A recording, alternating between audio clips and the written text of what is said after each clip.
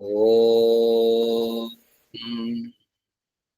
త్వం నో అగ్నే మహోభిః పాహి విశ్వస్యా ఆరాతే ఉత ద్విషో మర్త్యుస్యా. ఋగ్వేద మంత్రము.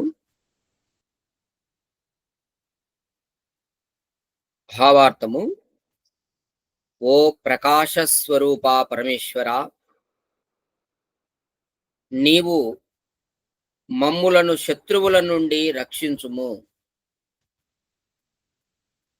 మరియు మనుష్య జాతిని ద్వేషించు ఇతరుల యొక్క ధన సంపదలను, అధికారమును, హక్కులను ఛేదించుకొను దుష్టుల నుండి కాపాడుము.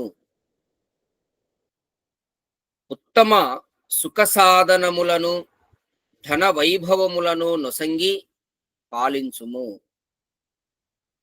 ఈ విధంగా ఋగ్వేదంలో పరమాత్మని ప్రార్థన చేసేటటువంటి మంత్రం. మనకు శత్రువుల నుండి మమ్మల్ని రక్షించుము అని భగవంతుని ప్రార్థన చేసేటటువంటి మంత్రం. అలాగే మన యొక్క హక్కులను ఎవరైనా అపహరించేవారుంటే వారి నుంచి కూడా మమ్మల్ని కాపాడు. ఉదాహరణకు, ఎక్కడైనా ఒక సంస్థలో ముందుకు పోవాలంటే స్వాతంత్ర్యం ఉండదు.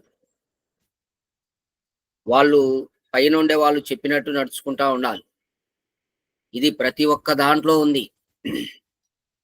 వీళ్ళు ఎదుగుదామనుకుంటే వాళ్ళు ఎదగనివ్వరు, వీళ్ళని అణగదొక్కుతూ ఉంటారు. వీళ్ళకు స్వేచ్ఛ స్వాతంత్ర్యం ఉండదు.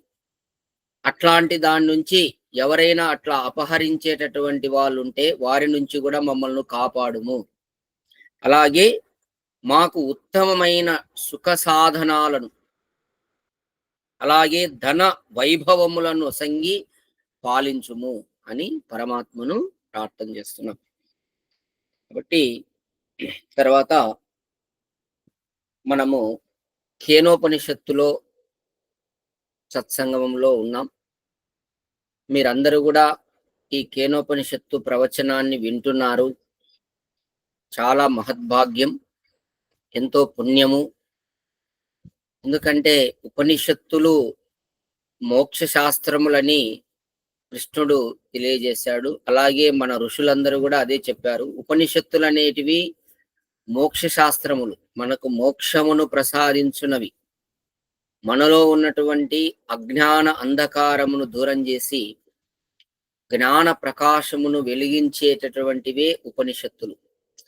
అలాగే పరమాత్మ సమీపంగా తీసుకొని వస్తాయి మనల్ని. మనలో ఈ యొక్క భౌతిక వాసనలు విపరీతంగా ఉంటాయి, వాటికి దూరంగా ఉంచి పరమాత్మకు దగ్గర చేర్చేవే ఉపనిషత్తులు. కాబట్టి అందరూ కూడా ఎంతో శ్రద్ధతో, భక్తితో, సమర్పణ భావంతో వినాలి. శ్రద్ధగా విన్నదాన్ని మననం చేసి మీకు చేతనైనంత ఆచరణలో పెట్టడానికి ప్రయత్నం చేయండి. ఎందుకంటే మీరు ఆచరించకుండా కేవలం వింటున్నారనుకోండి, పెద్ద ప్రయోజనం మీకేం కలగదు. విన్నంత మాత్రాన ఏం రాదు. విన్నదాన్ని ఆచరణలో పెట్టాలి. మీరు ఏం తెలుసుకున్నారు? ఈ జగత్తు బ్రహ్మము కాదు, బ్రహ్మము ఈ జగత్తు కంటే భిన్నమైనది, అత్యంత సూక్ష్మమైనటువంటిది. ఈ విషయాలన్నీ కూడా మీరు గ్రహించారు. గ్రహించినప్పుడు దాన్ని మీరు మనసులో పెట్టుకొని జీవితం లోపల ఆచరణలో పెట్టాలి. ఆచరణలో పెట్టకపోతే గాడిద బరువులు మోస్తుంది. అట్లా మీరు ఆ జ్ఞానం అంతా మోసిన వాళ్ళు అవుతారు తప్ప ఆ జ్ఞానం యొక్క లాభాన్ని మీరు పొందలేరు. కాబట్టి మన చేతనైనంత శక్తి మేరకు విశ్వ ప్రయత్నం చేయండి ఆచరణ చేయడానికి. దానికి ఆటంకాలు కూడా వస్తూ ఉంటాయమ్మా, రావని కాదు. వచ్చినప్పటికీ వెనుకంజ వేయకూడదు. సాధకుడు వెనక్కి తగ్గకూడదు, ముందుకే వెళ్తుండాలి. ఆటంకాలన్నిటినీ అధిగమిస్తూ ముందుకు వెళ్తుండాలి. అదే తపస్సు అంటే. తపస్సు అంటే మనము ధర్మ మార్గంలో, యోగ మార్గంలో, పరమాత్ముని మార్గంలో పోయేటప్పుడు వచ్చే కష్టాలు ఏవైతే ఉన్నాయో వాటిని సహించడమే తపస్సు. అంతేగాని తపస్సు అంటే వేరు కాదు. ఈ మార్గంలో పోయేటప్పుడు అనేక కష్టాలు ఎదురవుతాయి. ప్రాపంచికంగా మనము ఉన్నాం కాబట్టి ఎన్నో ప్రాబ్లమ్స్ వస్తూ ఉంటాయి. ఒక్కొక్కరికి ఒక్కొక్క వ్యవస్థ ఉంటుంది. ఒక్కొక్కరి కుటుంబంలో ఒక్కొక్క రకంగా ఉంటుంది. అయితే అన్నిటినీ మనము ఓర్చుకోవాలి. సహనంతో ఉంటే అవే సాల్వ్ అవుతాయి. కాబట్టి అందరూ కూడా విన్నదాన్ని ఆచరణలో పెట్టడానికి ప్రయత్నం చేయండి. మననం చేసి దాన్ని విచారణ చేయండి. నిన్నటి రోజున మనము ఏం తెలుసుకున్నామా? ఒకసారి తెలియజేస్తారా ఎవరైనా గుర్తుంటే?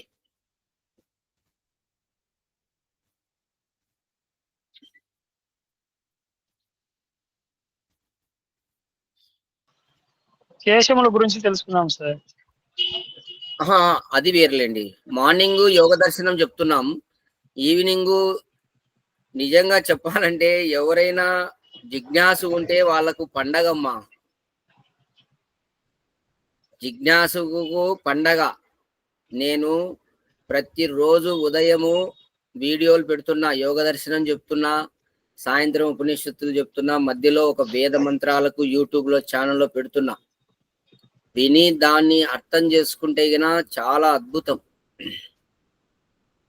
అయితే ఎవరు ఎంత ఉపయోగించుకుంటే వాళ్ళకి అంత లాభం ఉంటుంది. సరే, ఇక్కడ మనము నిన్నటి రోజున చాలా విషయాలు మనం తెలుసుకున్నాం. యమనియమ పాలన మొనర్చి చిత్తము ఏకాగ్రతకు నిరంతరము సాధన మొనర్చుచు ఆత్మ సాక్షాత్కారం కొరకు యత్నించుట వలన యోగ బలము ప్రాప్తించును. తన్మూలమున బ్రహ్మ సాక్షాత్కారం కలుగును. బ్రహ్మజ్ఞానమే విద్య అని చెప్పబడును. అది ఏ మోక్ష సాధనము అనే విషయంగా అంతవరకు చెప్పుకున్నాం. ఈరోజు చూడండి, ఈరోజు శ్లోకము ఇహచే దవేది దద సత్యమస్తి నచే దవేది మహతి వినష్టి భూతేషు భూతేషు విచింత్య ధీరాః ప్రేత్యాస్మా లోక అమృత భవంతి. అద్భుతమైనటువంటి శ్లోకమ్మ. ప్రతిదీ ఒక అద్భుతమే, మిరాకిల్స్.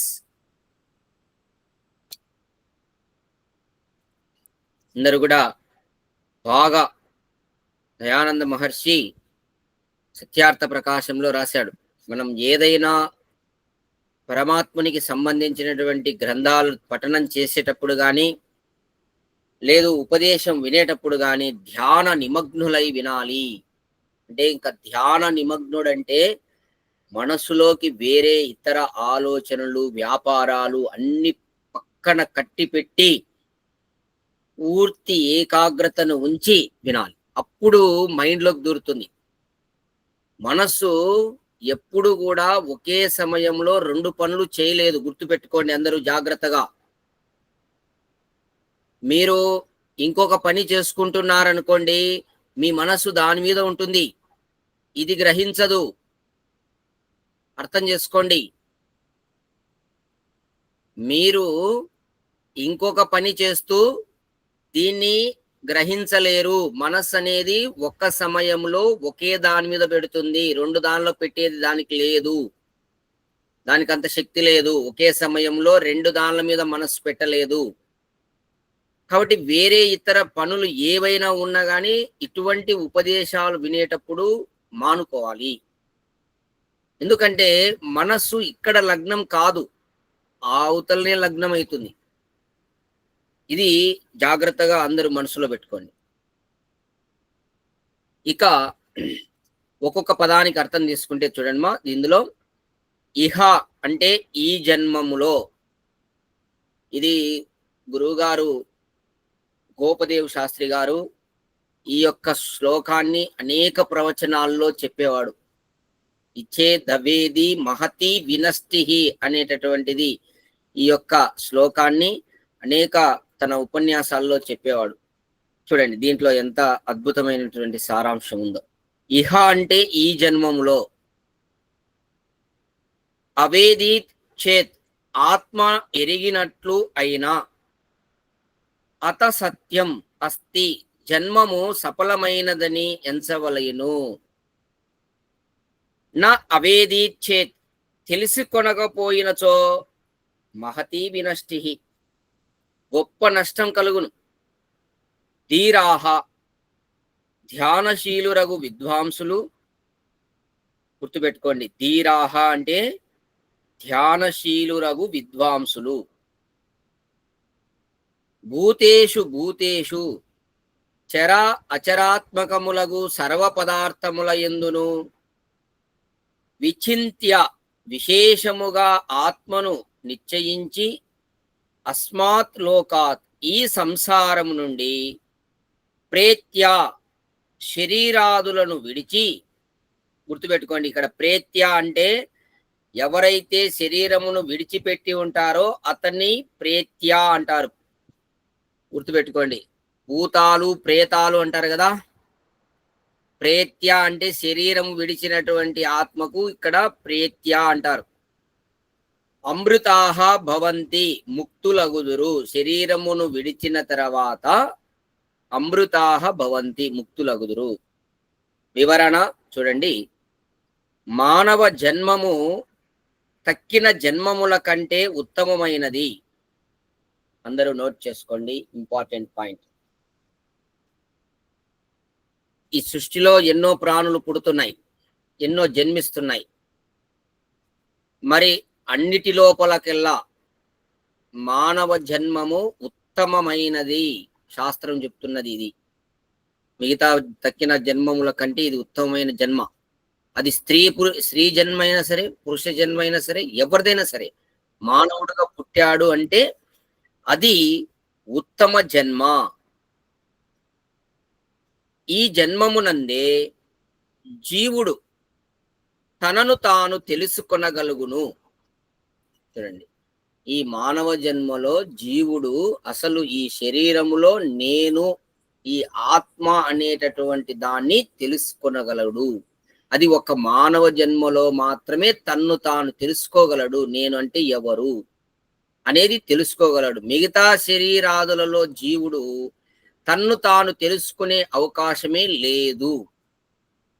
ఒక్క మానవ జన్మలో మాత్రమే తన ఎవరో అతన్ని తాను తెలుసుకోగలడు. అటువంటి అవకాశం ఉన్నటువంటి జన్మ మానవ జన్మ.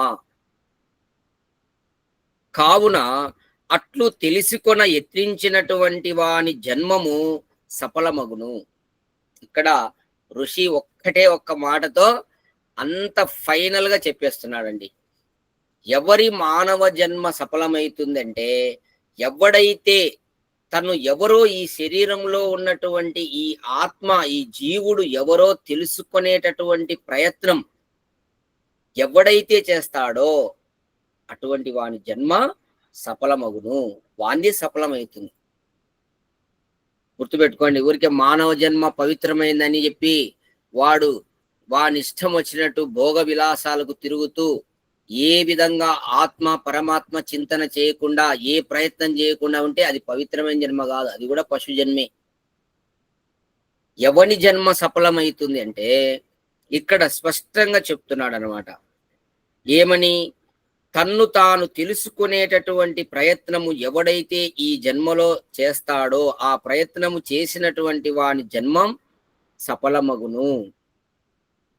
అట్లు చేయక ఇంద్రియములతో విషయముల యందు చిక్కుపడి శుభ అశుభములను వివేచింపక లోకమున వర్తించి చనిపోవువాడు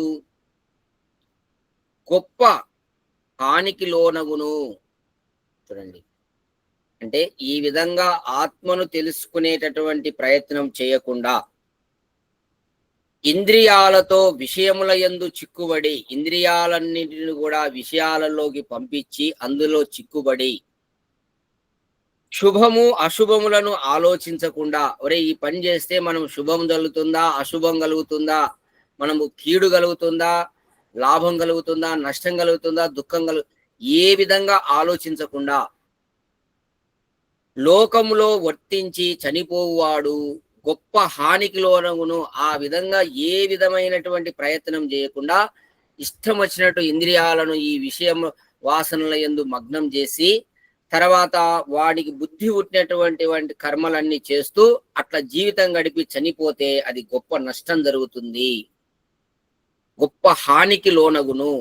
తాను ఉనర్చినటువంటి కర్మముల ఫలములను అనుభవించుటకు వివిధ జన్మములను పొంది పలుమారు మరణయాతనలను అనుభవించవలసిన వాడగును. చూడండి, చాలా మంది అదే అన్నమాట, తెలియని రహస్యం ఇక్కడ. మనం ఇష్టం వచ్చినట్టు ఈ యొక్క నాస్తికులు గాని ఈ యొక్క దేవుడు లేడు అనేటటువంటి సిద్ధాంతాలన్నిటి కూడా వాళ్ళందరూ ఇది గమనించవలసినటువంటి విషయం. వాళ్ళు ఇదంతా మనం భోగించడానికే ఉండేది అంటే ఎంత నష్టం జరుగుతుంది అనేది ఋషి చెప్తున్నాడు. దీని తర్వాత నువ్వు దేహం విడిచినాక అనేక జంతు జన్మలు పొంది అనేక సార్లు మరణయాతన. మీరు చూస్తుంటారు రోడ్ల మీద కుక్కలు, బస్సులు, వ్యాన్లు, అన్ని లారీలు తొక్కి అట్టే పాటని చనిపోతూ ఉంటాయి. అటువంటి మరణ యాతనను పొందవలసి ఉంటుంది అనేక జంతు జన్మల్లో. జంతువులకు ఎప్పుడు మరణం వస్తుందో తెలియదు, ఎట్లాంటి మరణం వస్తుందో కూడా తెలియదు. కాబట్టి ఇక్కడ ఏమైతుంది, అటువంటి ఇది మీరు ఇష్టం వచ్చినట్టు ఇంద్రియాలను విషయాలలో ప్రవేశింపజేసి మీకు బుద్ధి పుట్టినట్టు విచారణ చేయకుండా ఏది పడితే అది కర్మలు చేసి అది మంచి పని చెడ్డ పని అని ఆలోచించకుండా చేసి అట్లా నువ్వు దేహం విడిచితే ఆ విధంగా నువ్వు చనిపోతే తర్వాత గొప్ప నష్టం అంటే ఏంటంటే తర్వాత నువ్వు జంతు జన్మలు అనుభవించాల్సి ఉంటుంది. ఆ జంతు జన్మల్లో కూడా అనేక సార్లు మరణయాతనను అనుభవించవలసి ఉంటుంది. ఇంతకంటే మించిన హాని మరి ఒకటి ఏమి కలదు? ఇంతకంటే గొప్ప హాని ఏముంది? ఋషి చెప్తున్నాడు, ఇంతకంటే పెద్ద హాని ఏం లేదు ఇంకా. అందువలననే విద్వాంసులు ధ్యానాదులను ఉనర్చి విషయజాలములో చిక్కువడక సర్వప్రాణులయందును సర్వ పదార్థములయందును వ్యాపకమై ఉండు పరమ సూక్ష్మతత్వమగు పరమాత్మను తెలుసుకొని అమరులగుదురు. చూడండి, కాబట్టి విద్వాంసులు ఏం చేస్తున్నారు? విషయాల వంక పోకుండా నిరంతరం వారు పరమాత్మ ధ్యానము చేస్తూ ధ్యానాదులను ఉనర్చి ఆ పరమాత్మ కూడా ఎట్లా ధ్యానం చేస్తున్నారు? అన్ని ప్రాణుల యందు అన్ని పదార్థముల యందు సృష్టిలో ప్రతి పదార్థములో పరమాత్మ ఉన్నాడు, అలాగే సృష్టిలో ఉన్న ప్రతి ప్రాణిలో పరమాత్మ ఉన్నాడు అనే భావనతో వాళ్ళు ఆ పరమాత్మ వ్యాపకమై ఉన్నాడనేటటువంటి భావముతో అత్యంత పరమ సూక్ష్మతత్వమగు పరమాత్మను తెలుసుకుంటారు. ఎట్లా తెలుసుకుంటారు? ధ్యానంలో తెలుసుకుంటారు. నిరంతరము ధ్యానము చేసి విద్వాంసులు పరమాత్మ అన్ని చోట్ల ఉన్నాడు, వ్యాపకమై ఉన్నాడు అని ధ్యానం ద్వారా తెలుసుకొని అమరులగుదురు. తెలుసుకున్న తర్వాత వాళ్ళు అమరులైతారు. ఇంకా ఈ విషయవాసంలో చిక్కుకున్న వాళ్ళలాగా మళ్ళా జన్మెత్తడము మళ్ళా చనిపోవడం ఇది ఉండదు. ఇంకా అమరుడు కావడం అంటే మళ్ళీ శరీరం రాదు. ఈ జన్మ మరణ రూప దుఃఖ పరంపర నుండి తొలగి బ్రహ్మానందమును అనుభవింతురు. వాళ్ళు బ్రహ్మానందము అంటే పరాంత కాలము మోక్ష సుఖాన్ని పొందుతారు, పరమేశ్వరుని యొక్క ఆనందాన్ని పొందుతారు. ఏది మళ్ళీ జన్మ మరణ ఇదేముండదు. జన్మిస్తే కదా మరణించేది. జన్మించినటువంటి వాడల్లా చావలసిందే ఎప్పుడైనా సరే. అది ఇంకా లోకంలో మీరు ఇప్పటి వరకు చూస్తూ ఉంటారు. అది ఎవరున్నారు చెప్పండి? ఇక్కడే భూమి మీద ఎవ్వరు లేరు. కొంతకాలం ఉన్న తర్వాత అందరూ దేహం విడిచిపెట్టాల్సిందే.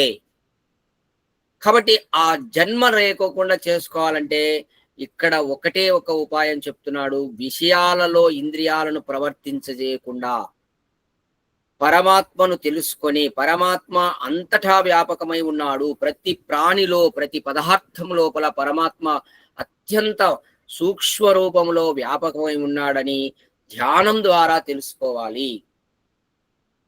ఆ విధంగా విద్వాంసులు ధ్యానం చేసి తెలుసుకొని అమరులగుదురు. తర్వాత వాళ్ళు ఈ జన్మ మరణ అనేటటువంటి దాని నుంచి ఆ దుఃఖము నుండి విడివడి బ్రహ్మానందమును పొందుదురు అనేటటువంటి విషయాన్ని, బ్రహ్మానందమును అనుభవింతురు. ఈ రోజు శ్లోకంలో ఈ విషయాన్ని తెలుసుకున్నారు. తర్వాత రేపు తృతీయ ఖండంలో రేపటి శ్లోకాన్ని తెలుసుకుందాం. 3వ అధ్యాయం రేపు. ఈ రోజుకు 2వ అధ్యాయం సమాప్తమైంది. ఇప్పుడు ఈ రోజు తెలుసుకున్నటువంటి దాంట్లో మీకు ప్రత్యేకంగా ఏదైనా అనుమానము, సందేహం కలిగి ఉంటే అడగండి. అది కూడా అడిగేటప్పుడు చాలా జాగ్రత్తగా ఆచితూచి అడగండి. నిజంగా సందేహం ఉంటే అడగండి. ఊరికే ఏదో అడగాలని అడగాకండి. నేను చాలా మందిని అబ్జర్వ్ చేస్తా. ఊరికే ఏదో ప్రశ్న అడగాలని అడుగుతుంటారు. అట్లా అడగద్దు. జిజ్ఞాసు ప్రశ్నలు వేరుంటాయి. లోపల నుంచి రావాలి ప్రశ్న, నిజంగా రావాలి, పైన పైన రావద్దు. గుర్తుపెట్టుకోండి. ప్రశ్న అడిగేటప్పుడు అలా అడగాలి.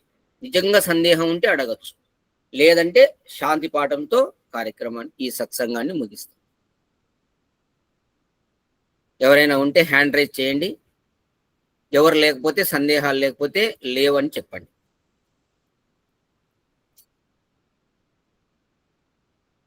ఫస్ట్ ఆఫ్ ఆల్ మీకు అందరికీ అర్థమైందా సబ్జెక్ట్ ఈరోజు?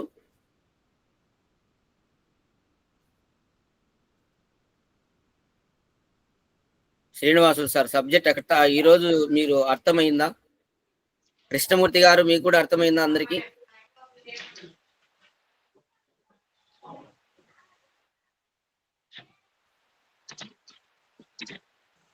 రఘునాథ్ రెడ్డి,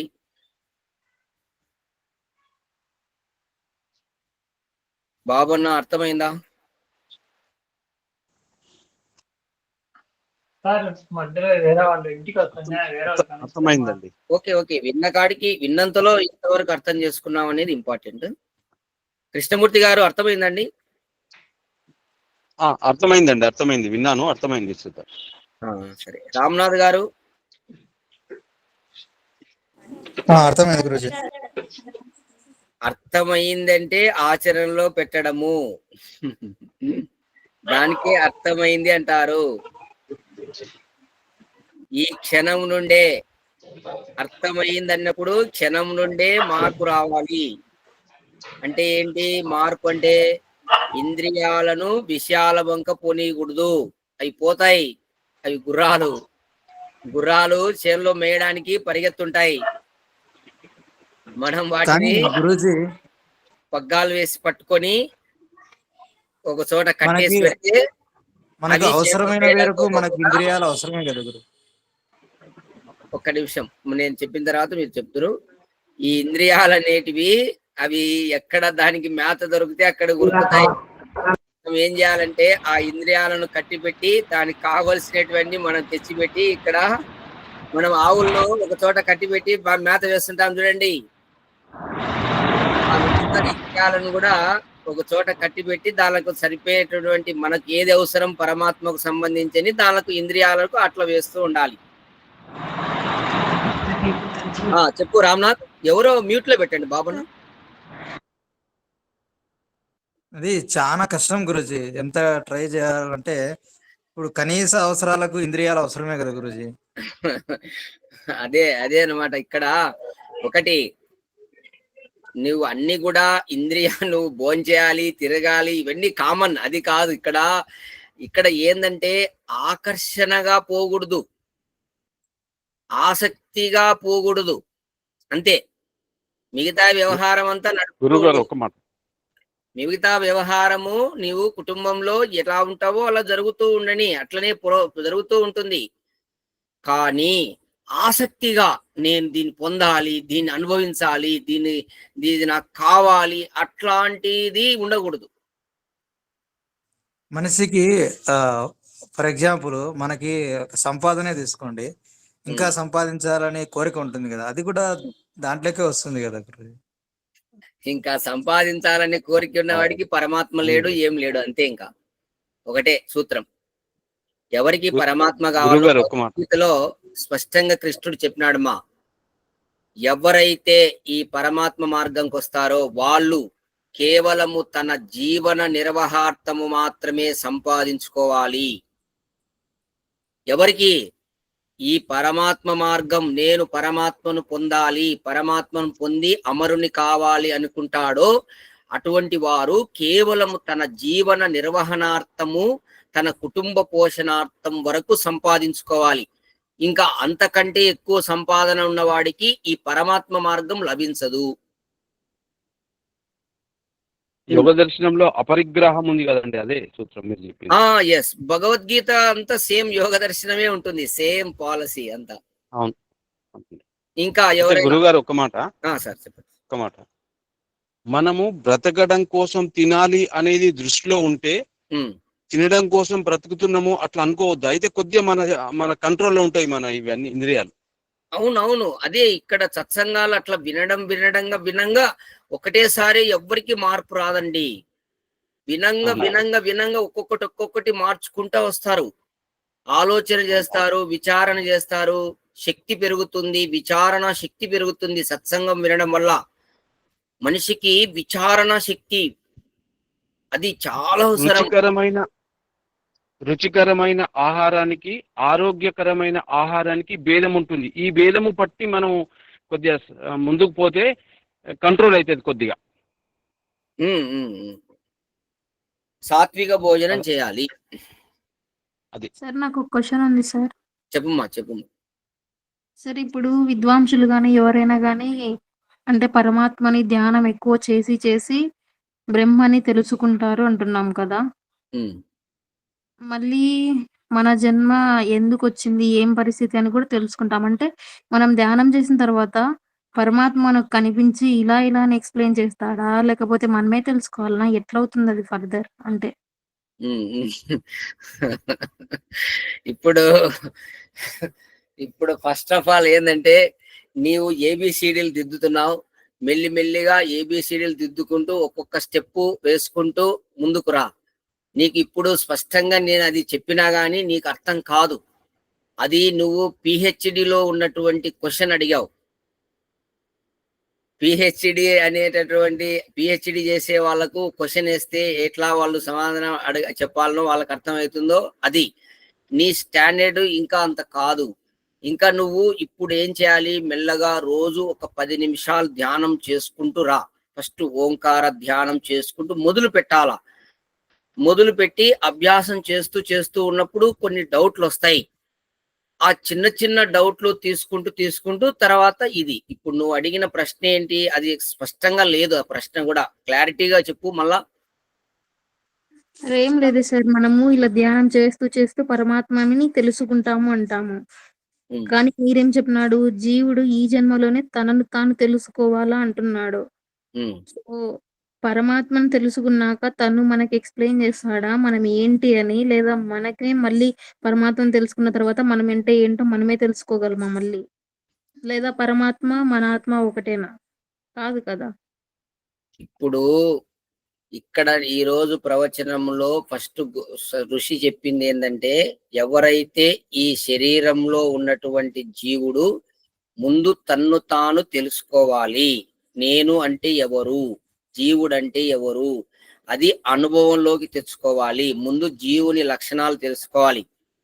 తర్వాత యోగ దర్శనంలో యమ నియమ ఆసన ప్రాణాయామ ప్రత్యాహార ధారణ ధ్యాన సమాధి, ఈ అష్టాంగ యోగం ప్రకారం జీవితాన్ని జీవిస్తూ ధ్యానం చేస్తూ ఉంటే ఫస్ట్ ఆఫ్ ఆల్ నువ్వు ఎవరు అనేటటువంటిది నీకు అవగతమవుతుంది. అది అనుభవంలోకి వస్తుంది ధ్యానంలో. ఆ తర్వాత నీకు పరమాత్మ సాక్షాత్కారం కలుగుతుంది. అప్పుడు నీవు ఎవరు అనేది కూడా నీకు తెలియదు. నువ్వు పరమాత్మ ఆనందంలో ఉంటావు అంతే. ఇంకా నిన్ను నువ్వు కూడా మర్చిపోయి ఉంటావు ఆ స్టేజిలో. ఫస్ట్ నిన్ను నువ్వు తెలుసుకున్న తర్వాతనే పరమాత్మను తెలుసుకుంటావు. ఈ సబ్జెక్ట్ ఇదే సత్యమైంది. అది నిన్ను నువ్వు తెలుసుకోవడం అనేది చాలా కష్టమైనటువంటిది. నువ్వు సాధన చేయాలి. మాటలతో విన్నంత ఈజీ కాదు. నిన్ను నువ్వు తెలుసుకోవడం అంటే, అనుభవంలో పొందాలంటే ధ్యానము కనీసము రోజుకు 2 గంటలు చేయాలి కనీసం. పరమాత్మ ధ్యానము రోజుకు 2 గంటలు చేసేటటువంటి వారికి అనుభవంలోకి వస్తుంది. తక్కువలో తక్కువ 2 గంటలు, అంతకంటే ఎక్కువ చేసినా గానీ ఇంకా మంచిది. మీరు 5 నిమిషాలన్నా మొదలు పెట్టండి. మొట్టమొదట అంటే ఏకాంతంగా మౌన కూర్చొని ధ్యానమా గురుజీ లేక ఓంకార ధ్యానమా? ఓంకార ధ్యానమే. స్వాధ్యాయము అంటే అదే ఓంకార ధ్యానమే. అది లోపలనే అనుకొని చేసుకుంటాం కదా గురుజీ, పైకి మనం కదా ఓం అని. ఓంకార ధ్యానం మనసులో చేయాలి. ఓం అంటే సర్వరక్షకుడు అనుకొని మనసులో పరమాత్మ సర్వరక్షకుడు అని మనసులో భావన చేస్తూ ఓం అని అట్లా మనస్సులోనే మాటి మాటికి ఓంను స్మరిస్తూ ఉండాలి. అట్లా ఒక ఫస్ట్ మీరు మొదలు పెట్టేటప్పుడు ఒక 15 నిమిషాలు 20 నిమిషాలు అట్లా మొదలు పెట్టండి. ఏదైనా సరే స్టార్ట్ చేయండి.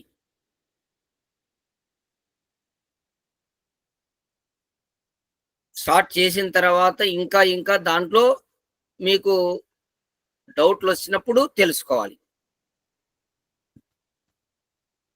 అర్థమవుతుందమ్మా? కాబట్టి ఈరోజు మనకు ఋషి చెప్పేది ఏంటంటే, ఈ జన్మను వృధా చేసుకోవకండి. ఇది మహత్తరమైనటువంటి జన్మ, మానవ జన్మ. కాబట్టి ఈ జన్మలోనే మీరు తెలుసుకోవాలి. మళ్ళీ వేరే జన్మలో మీకు తెలుసుకునే అవకాశం లేదు జీవునికి. అది కూడా చెప్తున్నాడు. నెక్స్ట్ జన్మ మీరు ఈ జన్మలో ప్రయత్నము చేయకపోతే, పరమాత్మను జీవుని తెలుసుకునే ప్రయత్నం చేయకపోతే ఖచ్చితంగా జంతు జన్మలు వస్తాయని స్పష్టంగా చెప్తున్నాడు ఈ యొక్క శ్లోకం ద్వారా ఋషి. నెక్స్ట్ జన్మలన్నీ జంతు జన్మలే. ఇంకా ఆ జన్మలో ఎన్నిసార్లు పుడతావో తెలియదు, ఎన్నిసార్లు చస్తారో తెలియదు. గురుజీ ఒక చిన్న సందేహము. ఇప్పుడు మనము ఒక విత్తనం వేస్తే చెట్టు వస్తుంది. మళ్ళీ ఆ చెట్టులో వచ్చిన విత్తనాలను వేస్తే మళ్ళీ చెట్టే వస్తుంది కదా. అంటే విత్తనం చెట్టుగానే అవుతుంది కదా, వేరే జన్మ లేదు కదా. ఏంటండి మళ్ళీ చెప్పండి. ఇప్పుడు శనక్కాయ ఉంది గురూజీ. నేను ఇత్తనం వేస్తాను, శనక్కాయ ఇత్తనం వేస్తే శనక్కాయ పండుతుంది. సో మళ్ళీ ఆ శనక్కాయ ఇత్తనం వేస్తే మళ్ళీ శనక్కాయ వస్తుంది కదా. సో అప్పుడు మనిషి అవ్వేదానికి అవకాశం ఉంటుందా అని నాకు ఆలోచన. ఇప్పుడు శనిక్కాయకి మనిషికి ఏమన్నా ఎట్లా దానికి దీనికి పోల్చడం అంటే ఏంటి? అసలు జీవుని యొక్క జ్ఞానం ఉండాలి. దానికి దీనికి సంబంధం లేదు ప్రశ్నకు. ఇప్పుడు మనుష్య జన్మలో ఇప్పుడు ఉదాహరణకు తీసుకోండి. అందరూ నువ్వు చెనిక్కాయలు వేస్తే అన్ని చెనిక్కాయలు ఒకే రకంగా వస్తాయి పంటలో. ఈడ మనుషులంతా ఒక రకంగా పుట్టడంలే. ఒకడు సావుకారి పుడుతున్నాడు, ఒకడు పేదవాడు అవుతున్నాడు, ఒక తిన్నికి లేదు, ఒకడికి బాగా లగ్జరీ లైఫ్ ఉంది, ఒకడు కుంటోడు, గుడ్డోడు, మూయోడు, రకరకాలు లోకంలో చూడండి. అన్ని ఒక రకంగా ఉంటే నువ్వు అన్నట్టు ఇది పోయిన తర్వాత కూడా మళ్ళీ మనిషి జన్మనే వస్తుంది. ఎన్ని బాధలు ఎన్ని కష్టాలు ఉన్నాయి అందరికీ. రకరకాల జన్మల్లో రకరకాల ఈ మానవ జన్మలోనే ఎన్ని రకాల జన్మలు ఉన్నాయి చెప్పండి. ఒకరికి తిన్నీకి ఉండదు, పుడతానే పాలు కూడా ఉండవు, ఏడుస్తుంటారు. ఒకరికి పుడతానే ఉంగరాలు బ్రాస్లెట్లు వేస్తారు. ఇదంతా దేని వల్ల జరుగుతుంది? వాళ్ళు చేసుకున్నటువంటి కర్మఫల వ్యవస్థ. చెనిక్కాయకి దీనికి సంబంధం లేదు.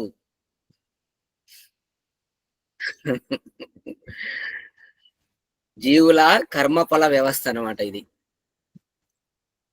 కర్మఫల వ్యవస్థను బట్టి శరీరం వస్తుంటుంది. ఎవరు ఎక్కువ పుణ్యం చేసుకుంటే వాళ్ళు విద్వాంసుల యొక్క గర్భంలో జన్మిస్తారు. బాగా శ్రేష్ఠులు, ఉత్తములు అనమాట. బ్రాహ్మణుల యొక్క గర్భంలో జన్మిస్తారు. ఎవరు అత్యంత విశేషంగా పుణ్యం చేసుకున్నటువంటి వాళ్ళు. ఏ పుణ్యం లేదనుకో, ఇంకా వాళ్ళు ఉంటారు చూడు, రోడ్ సైడ్ ఉంటారే, అటువంటి వాళ్ళకు జన్మిస్తుంటారు. పుణ్యం తక్కువ ఉంటుంది. వాళ్ళు ఎన్ని జన్మలు పడుతుందో తెలుసుకోవడానికి ఈ మానవ జన్మల్లో మనం చూస్తున్నాం. ఎంతమందికి శ్రద్ధ ఉంది, పరమాత్మ చింతన ఎంతమందికి ఉంది. ఎప్పుడు డబ్బు సంపాదన లేదంటే ఈ యొక్క కడుపు కోసం తాపత్రయం చెందడమే ఉంది తప్ప ఇంకా ఇతరత్ర ధ్యాస లేదు. మనం చూస్తున్నాం రోజు ఎంతో మందిని. ఏమ్మా ఇంకా ఏమన్నా సందేహాలు ఉన్నాయా? అంటే సందేహములు కేవలము ఈ రోజు పాఠం మీదనే ఉండాలి.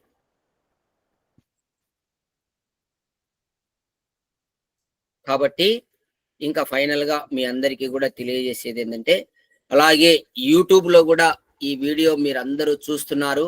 ఇక్కడ గూగుల్ మీట్‌కి వచ్చినటువంటి వాళ్ళే కాకుండా మీరందరూ ఈ వీడియోని మనం యూట్యూబ్ ద్వారా పెడుతున్నాం కాబట్టి, మీరందరూ కూడా యూట్యూబ్‌లో చూసినప్పుడు దీన్ని సబ్స్క్రైబ్ చేయండి. ఈ ఛానల్‌ను లైక్ చేయండి, కామెంట్ చేయండి. ఇంకా మీ మిత్రులకు, బంధువులకు కూడా అందరికీ షేర్ చేయండి. ఇది జ్ఞానము సత్యమైనటువంటిది. ఈ జ్ఞానం ఉంటే మనిషి నిర్మలంగా, నిశ్చింతగా ఉంటాడు. లేకపోతే గాబరా పడుతుంటాడు. అనేక రోగాలకు గురి అవుతాడు. కాబట్టి ఈ యొక్క పరమాత్ముని యొక్క జ్ఞానము, వేదము, ఆ జ్ఞానం చదువుకునే ఋషులు మనకు అర్థమయ్యే విధంగా ఉపనిషత్తులు మనకి అందించారు. అందులో ఈ కేనోపనిషత్తు చాలా చిన్న ఉపనిషత్తు, కానీ చాలా అద్భుతంగా ఉంది. నేను ఇంతకుముందు 2 సార్లు చదివాను. మళ్ళీ ఇప్పుడు మీకు గూగుల్ మీట్ ద్వారా 3వ దీన్ని మీ అందరికీ కూడా చదివి ఎక్స్ప్లెయిన్ చేయడం జరుగుతుంది. కాబట్టి దీంట్లో మీరు బాగా చెప్పిన విషయాన్ని విచారణ చేయండి. మనం ఈ జన్మలోనే తెలుసుకోవాలా, లేకపోతే గొప్ప నష్టం జరుగుతుంది అని చెప్తున్నాడు ఋషి. గొప్ప నష్టం ఏం నష్టం అంటే మళ్ళీ జంతు జన్మలు పొందాల్సి ఉంటుంది. ఈ యొక్క ఇంద్రియాలను గిన విషయాలలో లగ్నం చేస్తే జంతు జన్మలు పొందుతారు. అదే గిన ఇంద్రియాలను అదుపులో ఉంచి యమ నియమ ఆసన ప్రాణాయామ ప్రత్యాహార ధారణ ధ్యాన సమాధుల ద్వారా ఇంద్రియములను వశంలో తెచ్చుకొని సాత్వికాహారం భోజనం చేస్తూ ధ్యానశీలురైతే మీరు అమరులైతారు. మిమ్మల్ని మీరు తెలుసుకుంటారు, పరమాత్మను తెలుసుకుంటారు. శరీరం విడిచిన తదుపరి మళ్ళీ శరీరం రాదు, వాళ్ళు బ్రహ్మానందం పొందుతారని చెప్పి ఇక్కడ ఋషి ఈరోజు ఫైనల్ గా తెలియజేస్తున్నాడు. ఓం. తర్వాత శాంతి పాఠం చేసుకుందాం. ఓం అసతో మా సద్గమయా తమసో మా జ్యోతిర్గమయా మృత్యోర్మా అమృతంగమయా. ఓం శాంతి శాంతి శాంతి. అందరికీ నమస్తే. ఫైనల్ గా మీకు ఒక్క చిన్న ప్రశ్న వేస్తున్నమ్మా.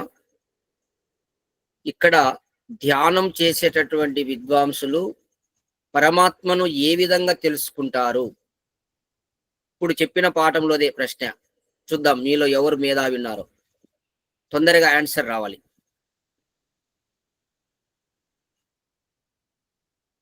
కరెక్ట్ గా చెప్పాలి.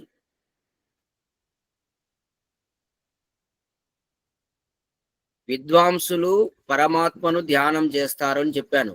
ధ్యానం చేసి అమరులైతారు. అయితే పరమాత్మను ఏ విధంగా తెలుసుకొని వాళ్ళు ధ్యానం చేసి అమరులైతారు?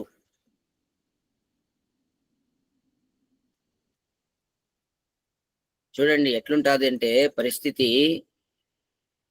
విన్నారు పాఠం, బతికి లేదు.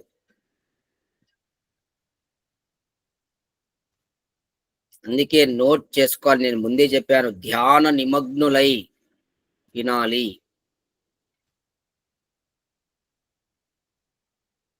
ఏం రఘునాథ్ రెడ్డి? విద్వాంసులు తనను తాను తెలుసుకున్న తర్వాత పరమాత్మను పొందుతారు.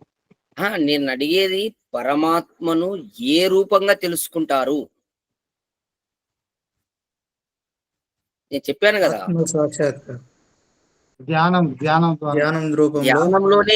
ధ్యానంలోనే ఎలా తెలుసుకుంటారు? గురుగారు చెప్పండి. ధ్యానం చేసినప్పుడు ఏదైతే స్మృతి వస్తుందో, అంటే దేవుణ్ణి ఎలా తెలుసుకుంటారు అని మీరు అడిగిన దానికి, అంటే తెలుస్తుంది విషయం. ఇప్పుడు జ్ఞానం, మీరు ఈ ఉపనిషత్తులో ఒక విషయం ఏం చెప్పిందంటే ధ్యానం ద్వారా భగవంతుని తెలుసుకోగలుగుతాము. ధ్యానం చేసినప్పుడు ఆ స్పర్శ అది తెలుస్తుంది. ఇప్పుడు ఇప్పుడు నేను అడిగేది అది కాదండి, అంత లోపలికి అది కాదు. నేను అడిగేది చెప్పిన పాఠంలోనే పరమాత్మను ఏ విధంగా చూస్తారు? సార్ విషయాల వైపుకి పోనివ్వకుండా మనసుని ధ్యానంలో నిమగ్నం చేసి పరమాత్మని తెలుసుకుంటారు. ఇంద్రియాలను అధీనంలో చేసుకొని నేను అడిగిన క్వశ్చనే ధ్యానం మీకు అర్థం కావట్లేదు. పరమాత్మను ఎట్లా? అంతర్ముఖంగా దర్శిస్తాం. ఆత్మ సాక్షి ఓంకార రూపం. లేదులేండి, మీకు నేను చెప్పిన పాయింట్ మీరు బాగా అండర్లైన్ చేసుకోవాలి. అదే నేను చెప్పేది. పరమాత్మ అన్ని ప్రాణుల యందు, అలాగే అన్ని పదార్థముల యందు, ప్రాణులు పదార్థం అన్ని సర్వ పదార్థముల యందు, సర్వ ప్రాణుల యందు వ్యాపకమై ఉన్నాడని తెలుసుకొని ధ్యానం చేస్తారు. అది నోట్ చేసుకోండి. అది అండర్లైన్ పాయింట్. పరమాత్మను ఎట్లా ధ్యానం చేస్తారు వాళ్ళు? పరమాత్మ సర్వ ప్రాణుల యందు ఉన్నాడు. ఎట్లా? వ్యాపకమై ఉన్నాడు అన్ని పదార్థాలలో. ఆ విధంగా పరమాత్మను తెలుసుకుంటారు ధ్యానంలో ఆ విధంగా తెలుసుకుంటారు వాళ్ళు, విద్వాంసులు, ధీరులు. ఇది ధ్యానం చేయని వాళ్ళకి తెలియదు. అది అనుభవంలోకి తెచ్చుకుంటారు వాళ్ళు. విద్వాంసులు అనుభవంలోకి కూడా తెచ్చుకుంటారు. అది పరమాత్మ అన్ని ప్రాణుల యందు ఎలా ఉన్నాడనేది ఆ ధ్యానం ద్వారా అనుభవంలోకి తెచ్చుకున్న తర్వాతనే పరమాత్మను తెలుసుకుంటారు అన్నమాట. దాని ద్వారానే వాళ్ళు అమరులైతారు. దాని ద్వారా బ్రహ్మానందం పొందుతారు. అర్థమైందా? అందరూ నోట్ చేసుకోండి. మళ్ళీ నేను రేపు అడుగుతాను. మీరు ప్రతిదీ కూడా చాలా ఇంటెలిజెంట్ గా ఉండాలి. దీనికి ఈ యొక్క బ్రహ్మ జ్ఞానానికి చాలా ఇంటెలిజెంట్ కావాలి. తెలివితేటలు ఎక్కువ ఉండాలి, నైపుణ్యం ఎక్కువ ఉండాలి, స్కిల్. ఒకటి చెప్తే చాలా సూక్ష్మంగా ఆలోచన చేసే శక్తి ఉండాలి. ఇవన్నీ రావాలంటే మీరు బ్రహ్మముహూర్తం 4 గంటలకు లేవాలి, 1 గంట ధ్యానం చేయాలి. అందరూ కూడా ఎవరు భగవంతుని తెలుసుకోవాలనుకుంటున్నారో, పరమాత్మ ఆనందాన్ని పొందాలనుకుంటున్నారో వారందరూ కూడా ఉదయం బ్రహ్మముహూర్తం 4 గంటలకు లేవాలి. లేచి కాలకృత్యాలు తీర్చుకొని 1 గంట ధ్యానం చేయాలి. వాళ్ళకే అర్థమవుతుంది, తొందరగా గ్రహిస్తారు. ఓం నమస్తే అందరికీ. మళ్ళీ రేపటి సత్సంగంలో కలుద్దాం. ఓం శుభం.